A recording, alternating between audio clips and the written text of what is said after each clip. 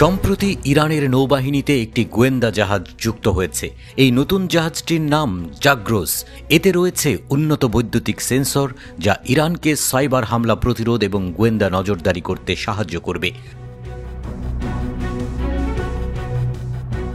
যুক্তরাষ্ট্র এবং পশ্চিমা দেশগুলো ইরানের বিরুদ্ধে চাপ প্রয়োগ করে আসছে। এই ধরনের প্রতিরক্ষা শক্তি ইরানের শক্তির প্রদর্শন হিসেবে মনে করা হচ্ছে।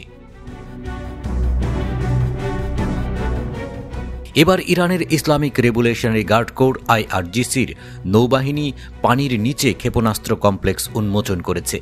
এটি ইরানের প্রতিরক্ষা শক্তির একটি বড় দিক। ইরান তার সামরিক শক্তি মজবুত করার দিকে আরও এক ধাপ এগিয়ে গেল। এই নতুন কমপ্লেক্সের উন্মোচন ইরানের জন্য এক বিশাল অর্জন হিসেবে দেখা হচ্ছে। ইরানের এই নতুন পদক্ষেপ আন্তর্জাতিক মহলে উত্তেজনা সৃষ্টি করেছে।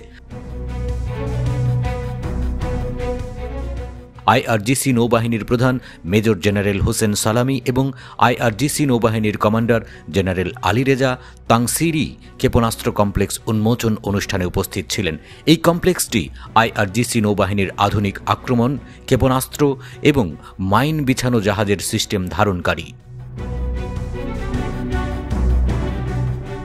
মেজর জেনারেল সালামি জানিয়েছেন, আজ আমরা IRGC নৌবাহিনীর সম্মানিত কমান্ডারের সঙ্গে যে কমপ্লেক্সটি পরিদর্শন করেছি তা আমাদের বাহিনীর প্রতিরক্ষা ও আক্রমণ ক্ষমতার গুরুত্বপূর্ণ অংশ।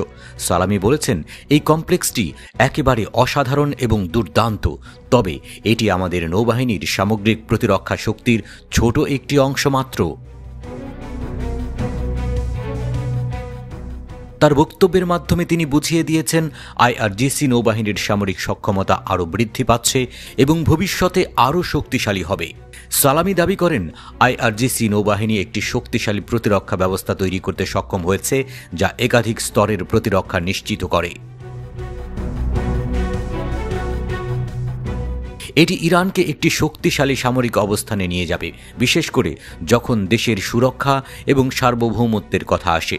উন্মোচন অনুষ্ঠানে ইরানের জাতীয় টিভিতে সম্প্রচারিত ফুটেজে দেখা যায় একটি ভূগর্ভস্থ ঘাঁটিতে উচ্চগতির নৌকা এবং নৌ মাইন সংরক্ষিত রয়েছে। এছাড়া সেখানকার যুদ্ধজাহাজগুলোতে ক্রুজ ক্ষেপণাস্ত্র ছিল। এই ঘাঁটি অত্যন্ত সুরক্ষিত এবং কোনো আক্রমণকারী শক্তির জন্য একটি বড় বিপদ হতে পারে।